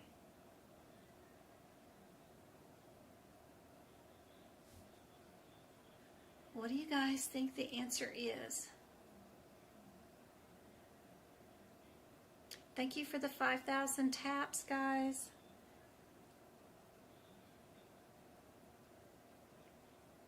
I hope this has been so helpful. I hope when I get up in the morning that TikTok is not gone and that we still have this app. It's how it started with me. I made one TikTok about how you don't need a course because I kept seeing people spending their COVID money, these $1,000 checks on courses, and then they still couldn't pass the certification exam, and it was a hardship on their family. And I made one little old TikTok, and that TikTok changed my life 4 years ago. And I've made incredible friends, made family. You guys are family on TikTok. So you all came over to YouTube and watched me on my own website build it, and built all this little area for medical coders. There was nobody teaching how to pass the certification exam from the certification exam point of view. Everything out there was from this broad course, learn how to medical code in this vague paper course situation, which has nothing to do with what happens in real life anyway. So nobody taught how to pass the exam from the exam point of view that I know of. So I don't know. I just never would have done this without TikTok. And I only joined it because they tried to ban it back in 2019. I thought it was silly. Why would you want to ban some dancing app that the teenagers are on? I didn't understand. And I only joined it because, like most of us, during COVID, we were bored. I'm like, what are they banning this thing for? Travis been trying to get on it for a year, and I won't let him on it. I still wouldn't let him on it till this year, but it really did change my life, and I hate to see it go, but I'm so glad we had this time on it, for sure. And we'll always have my website, the YouTube, and whatever else social media apps are out there. We've got our Discord group. I've got the Red Thing. I've got Pinterest. I got the Insta thing. I got the Facebooky, but of course they've got me banned from my own Facebook page and my Facebook group because I'm an impersonation, even though I own the LLC of Medical Coding by Jen. I don't know. I was on a 2-hour call with Facebook. They were, I had to screen share my computer. They were calling my phone, my landline, James's phone. And I still ain't got it fixed. They had to elevate it to a higher department, and they said they'd have it fixed in 48 hours, but that was 4 days ago, and it's still, there's some sort of glitch of some sort. I don't know. So I ended up buying Meta, I don't know what it is, 2 different subscriptions to Meta something, one for business, one for personal, trying to get the blue check mark thingies that are monthly services so that maybe they'll all link and work, because the only way you can actually get anybody on the phone or get help is to be a monthly subscriber, so then you can reach out to support and get a call. But I don't know, it takes a long time to fix those kind of issues. So I'm not able to post as Medical Coding by Jen, but I can post on as my own personal Facebook person, you know, the one that's linked to my mama and my aunt. My friend Nevaeh just sent me this. Nevaeh just sent you what? Oh no, did they turn off TikTok? Oh yeah, what's it say? We regret that TikTok will take effect January 19th. Well, look, all you do is go to your Play Store and turn off the option to remove unhealthy apps from your Play Store. So where's your Play Store? Where's your Play Store? I don't think you have the option to do that. You'll have to get Mel to turn that on for a minute. But you just go to your Play Store and you turn off the option to automatically delete unhealthy apps. And they won't delete it from your app store. Apparently, I don't know. We'll see. We'll have to do all this as the days go on. Even better tomorrow. What do you mean? Well, I know, but they're not going to come into your phone and uninstall it unless you have that Play Store protection thing clicked. You need to uncheck it. Okay. Anyway, I'm going to have to help him figure that out. All right, what do we think about our problem list? We've got acute, exasperated illnesses. So if we look at our charts on 9 and 10, we're going to look for something that is acute and exasperated, right? Because these things will go away, hopefully. They're not chronic conditions that somebody has like COPD or diabetes. These are acute issues. Hey Twinkle, how's it going? Good to see you. So look underneath your problem list for acute exasperation. Now you got to decide, are they severely exasperated or just exasperated? Then what notes did we order? What did we order? We do have a conversation with another physician, so what does that mean? For data, and we elevated the patient from observation to inpatient status.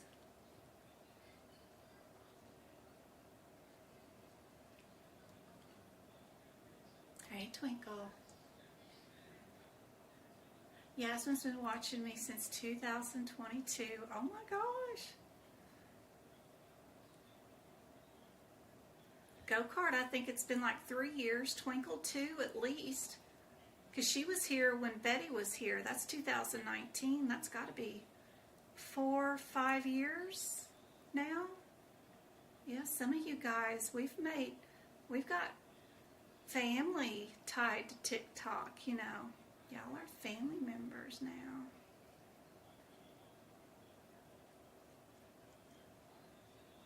What are you going to teach for AAPC if it's not the course? I am going to try to teach and walk people through their course if they purchased it for AAPC for all the certifications that I have. I have CPC and CPMA right now. My next one I want to go for is CRC. And then for those people that do purchase a course and they want a teacher's-led one, that they would have me help them through the course. Maybe I can help people that are just adamant, or the ones that get a free course through their employer or job work area through the state.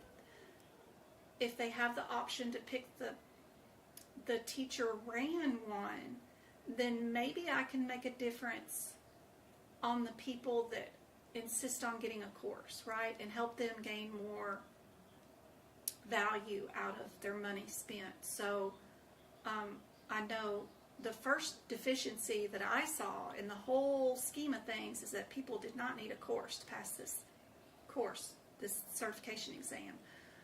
We've done a lot of changes. I even have AAPC and other educators doing free live lessons like I do weekly. They have changed the updated information on how to pass the course. They're saying stuff like the process of elimination. They're saying stuff to look for 2 codes or 2 answers that are similar. It's going to be the difference between those 2 answers. There's a lot of information that's on AAPC's website that used to not be on there, that I know we've made changes in that whole scenario situation. There's a whole lot more sharing of information than ever used to be on the internet, and I you know, why not? If I can make a difference being an instructor inside their system, teaching their course, maybe they won't have a 95% rate of people being dissatisfied with the course or not even completing it. Most people don't even complete it. Only 40-something% of people actually complete an entire course. So 43% or something like that. Most people just get busy with life, or they get disinterested in it, or they lose confidence in it because it's just set up weird. Maybe I could make a difference, and maybe I can get their completion rates up into the 90 percentile rate instead of it being down in the 40 percentile rate. Maybe people will finish the course, and maybe I can find a way to make it helpful to pass the course. I don't know. We'll see. I don't know. I'm just trying to make a difference here. You didn't complete it either, Yasmin? If you do complete the course, it takes 1 year off of your apprenticeship. So if you do that and Practicode, that gets rid of your CPCA. So it can help. But you don't need it. But anyway, I don't know. I'm just trying to see if I can make a difference here. And, you know, if you spent that money and you didn't pass or finish the course, geez, Pete, you know, it's a lot of money. So anyway, and maybe I can make it cheaper. I don't know. Do the teachers set their own rates for the course? I have no idea. So I'm getting in there to see what I can do. Maybe I can make it not so expensive. So anyway, we'll see. I just finished taking the CPB course, and I want to take COC and CIC. Do I need to take a course in those 2? No, you don't have to. You can just buy the study guide and the practice exam questions. That is awesome. That's all you need is the study guide and the practice exam questions. I feel that the study guide is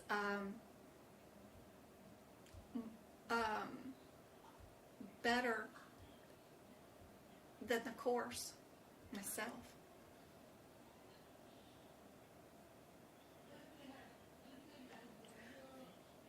if you took a course in CPC and you do all of the cases in Practicode, that takes off your apprenticeship. Twinkle's always helping, that's right. All right, here's your answers for this question. Sorry about the font. I don't know why it printed black. Our problems are high. We've got one acute illness that's life-threatening, right? They're hypoxic. They have those two, dehydration and bronchiolitis, that went bad. Then they got hypoxic. They're going to die if we don't intervene. So very high problem list. Our data that was reviewed, just because we called another physician and talked over the case with them, automatic moderate, 100%. You only need one out of the three, remember, of that middle categories. So category 3, a discussion of management or test interpretations with an external physician, is 1 out of 3, which means we're moderate. Right there. Talk to the doctor. A different doctor. All right. And then our risk. This is a very risky patient. You know, we've had to elevate their care from observation to admit. They're going to be at a higher risk for infection. We're going to have to double up on all their treatments. They're just a hot mess right now anyway. So we're going to be doing IV lines that are going to have to be monitored, right? Whatever we're going to be doing to get rid of the hypoxic and keep them alive is definitely going to need one-on-one, maybe one-on-two RN, standing by, watching them. We're going to have a high risk. And then our overall MDM, because we need two things to match. We've got a high problem and we've got a high risk. Those two match. That means our overall MDM is high.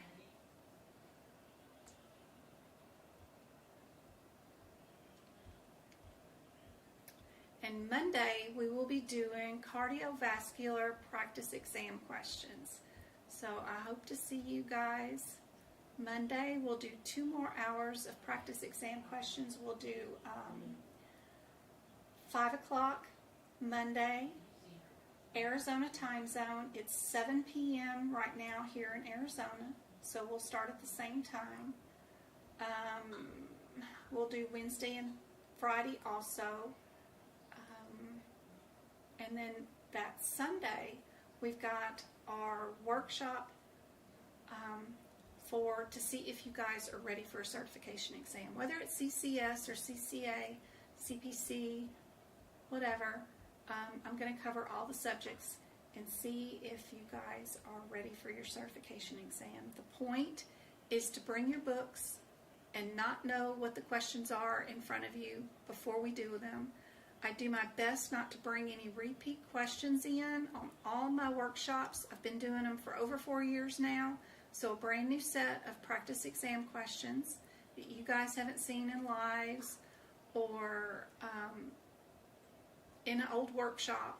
So new questions, and then we'll do them in the same pace as the certification exam. So you also get the replay of the workshop for the next 90 days afterwards too. But I gotta go check our workshops and see if I don't have some that are ready to go to the YouTube memberships.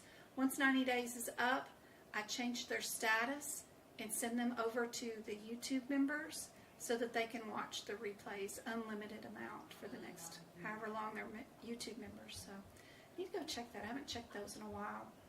But there is a ton that are free. Every April and December I do those workshops completely free for everybody. But I hope to see you on Sunday too. Next week will be a busy week of free live lessons and the workshop. And then we've got a cheer competition to go to the week after on the 31st. So we won't be able to be live on that Friday. It'll probably be just a Monday and a Wednesday live on the last week of January. Because we got to go to Goodyear, Arizona, and that's like a 5-hour one-way drive. We're going to stay a couple of nights. They're doing some sort of competition down in Goodyear, Arizona. So if anybody lives in Goodyear, Arizona or the surrounding area and they want to meet, bring me their books and get some advice while I'm in town for free, hit me up, let me know. Email me at medicalcodingbyjen@gmail.com. Let me know, and I'd love to hang out while I'm in town. That'd be great, because there's a lot of times that the boys or my son is practicing or doing stuff that I can't even participate in. So I have to wait for specific times to be a parent let in kind of thing. So there's always time that I can hang out for an hour or two and see what I can do to help you guys. Anyway, I hope this was super helpful. The replay of this live will be on YouTube, free for everybody, and I love you guys. If I can go live on YouTube or TikTok tomorrow, I will go live on TikTok. We're going to be doing CRC book prep in our 2025 ICD-10 book is what I'm working on now, because I'm trying to pass the certification exam to be a CPC or an aapc instructor, and I need my 2025 books updated with notes so I can pass that exam. It's only 50 questions. I'm sure I'll pass, but I like to have notes. I'm a preparer. You know, us Aries like to prepare. So while I'm doing that, I'm also working on CRC certification and notes, so we can pass that certification too. So working on that, and I am prepping for our certification exam workshop for Sunday, the 26th. I've been working on some new questions. Super cool. Where did I put those? Oh yeah, I was working on them up here.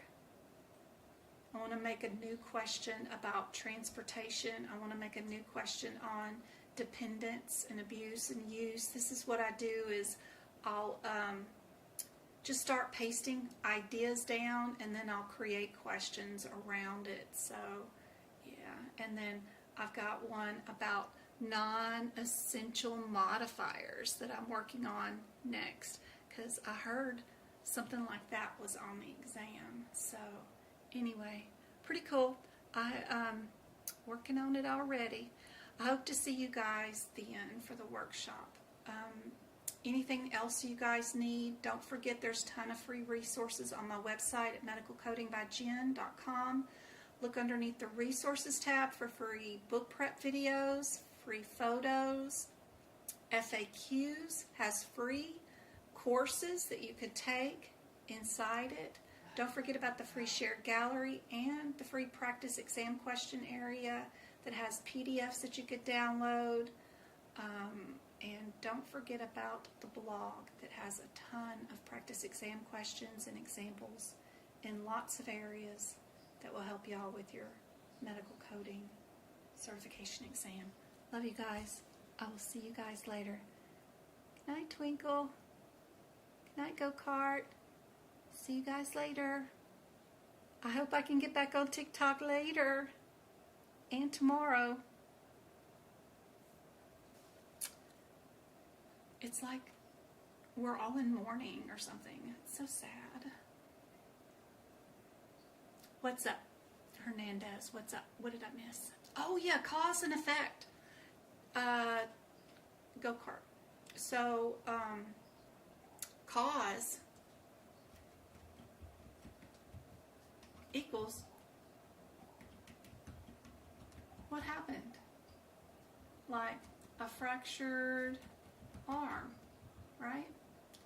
And then the intent equals spousal abuse, a volunteer? Like, was she volunteering at the homeless and one of them, you know, I don't know what. Was she on the job? Was she a teacher? Or he, a teacher at school and got injured on the job? Or they active duty military, you know, that kind of stuff.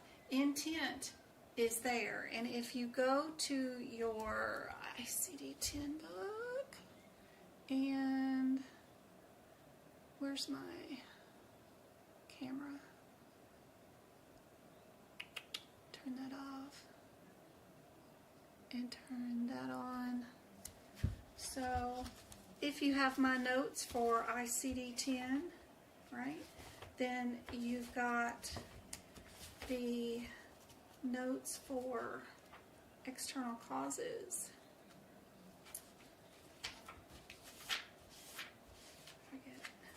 I don't know if I've done them for this book, where I go through and I mark up the color codes for everything. Blue is an intent, which this was just an accident. Yes, yes, yes. Cause will be what happened. They had a fractured arm, fractured leg, you know, what happened? What happened to them? I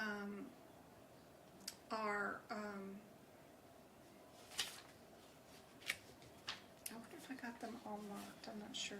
The activity that they were doing, they were rafting, hiking, yoga, wrestling, that kind of stuff. And then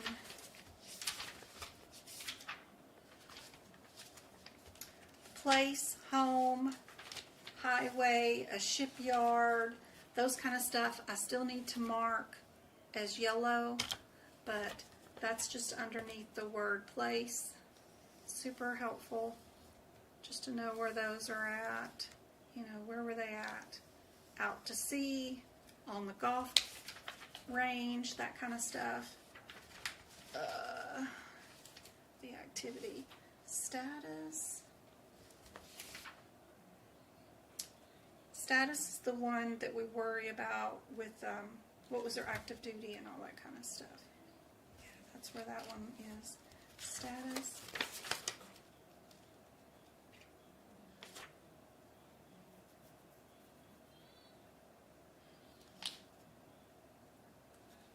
Right there. What's our status color? Green.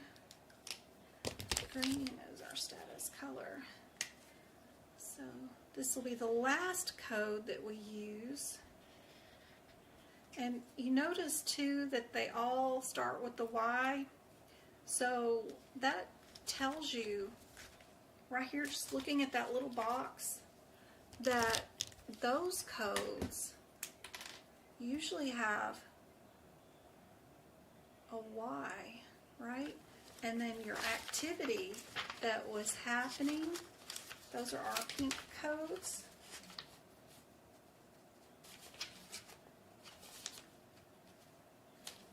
The activity that was happening, right? Look at all those codes. We do have some that are in the Y's too, but you can start right here, and those are Y93s also. Those are Y codes too, which is helpful. And then the place, if you look back again at the place, we're going to have more Y codes, prison, gallery, lots of Y codes, daycare, abandoned yard, up in an airplane, those are always a Y too. And then our intent is blue. These are accidents. We see a lot of T's, V's, W's. Just something to notice while you're highlighting these. We've got some X's, W's, V's, but there's no Y's, you know, if you're looking at your intent. And then the cause, too, is not going to be any Y's, which is cool. So you'll know that you'll end up with Y's at the end, and then S and T's, and then V's and W's is basically the pattern that you see.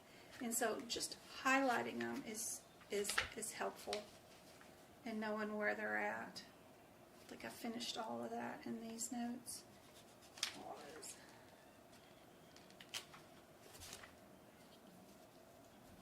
Where'd the green thing?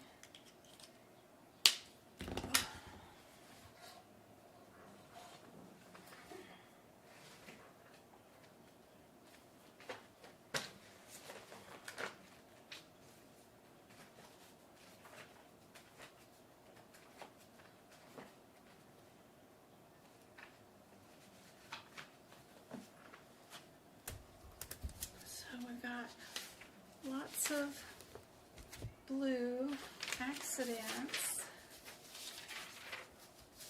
Blue is your intent, but it could be also other things. The activity that was going on, we've got that one pink, and then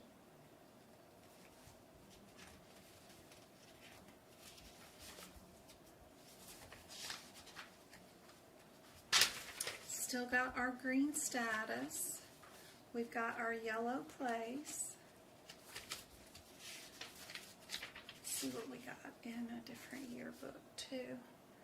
That's 21, 22.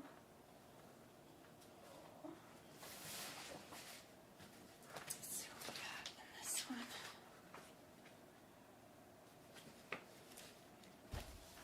Pink activity. We've got some more status, blue, intent listed. Our blue intent under the word victim, under the word undetermined, under the word terrorism, under the word SS, probably can't say that, I'm not sure. I probably couldn't say the T word either. Right here, those are all blue. We've still got our green status. We've got our yellow place.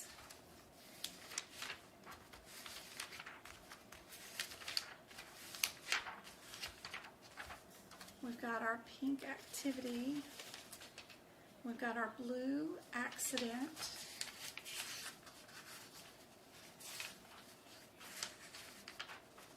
Yeah, that's it.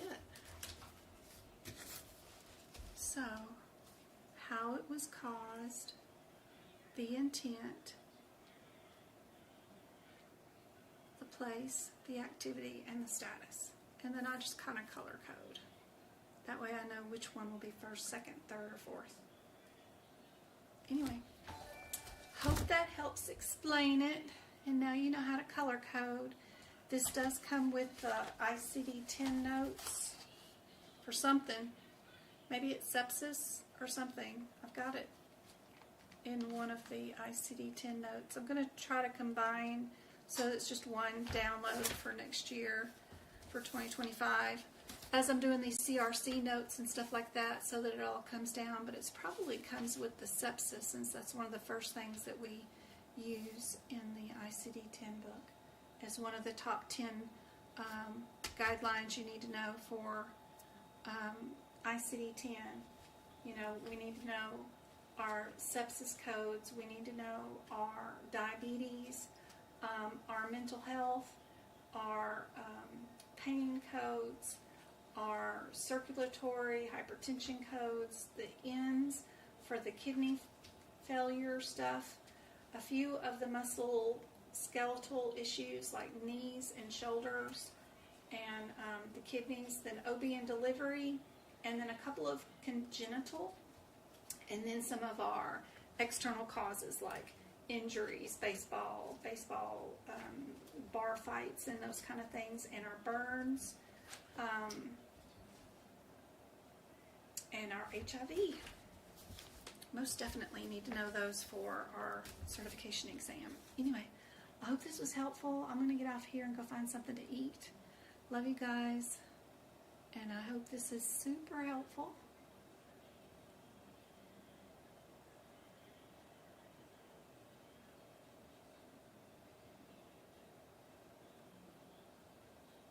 Can you explain minimal and low for risk? Yes, minimal to low would be if I told you to go home and rest. Go gargle with salt water. For risk. There's very little risk in that. If I tell you to go home and don't do anything, right?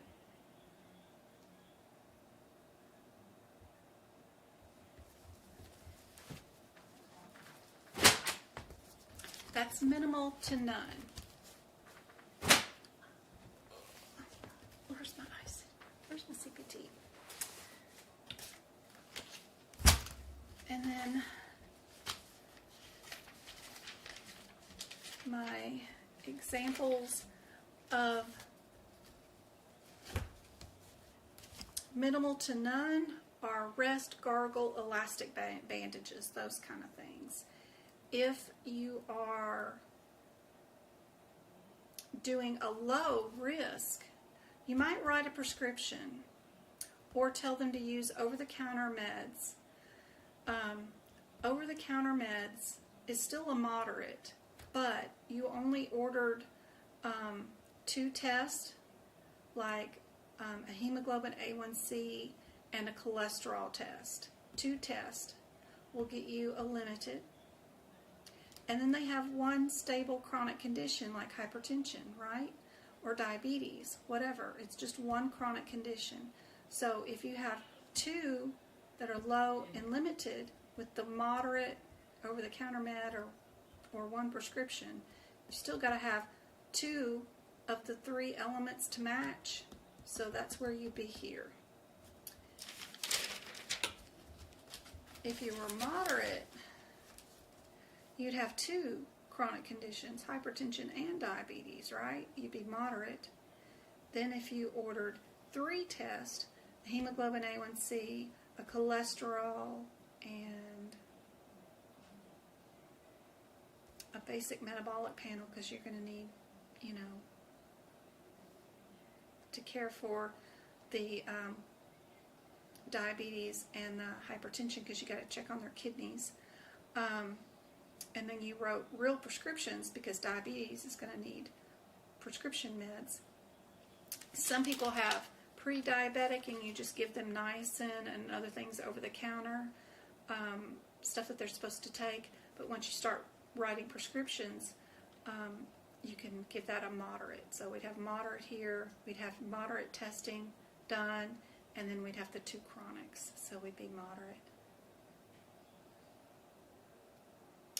If they have their diabetes and they're in ketoacidosis, that means they're having severe exacerbation that's shutting down their kidneys. You'd have high. You would probably direct admit them to the hospital, and you'd start IV interventions. And it would be a decision regarding emergency, care.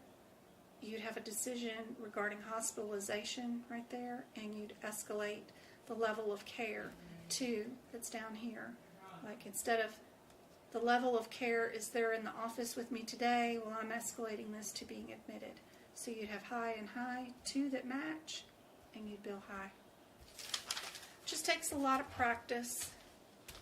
I really highly recommend being able to read from here to there for 1 week. Just only do the problems.